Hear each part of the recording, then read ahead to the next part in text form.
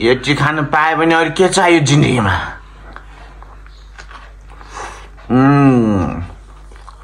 काठमाडौँ सहर हेर्दा लाग्छ रहर। बालदेरीमा जाने थियो, दायाँ बायाँ गऱ्यो भने तेरो फेरि के गर्छ? त बालदेरीमा जाउँ माथि, बालदेरीमा सिधै नमान्दिरा भन्नु पनि झन् कहाँ तानिरहेको अहिले यहाँ पसलमा बेच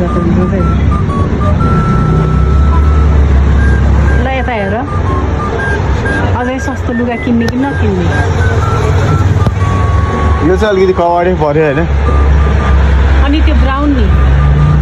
ब्राउन पनि त्यस्तै के भयो। नयाँ गन्जी नयाँ प्यान्ट लाएर काममा गएको बुढोको हालत घर फर्किँदाखेरि यो एकदमै नयाँ प्यान्ट थियो।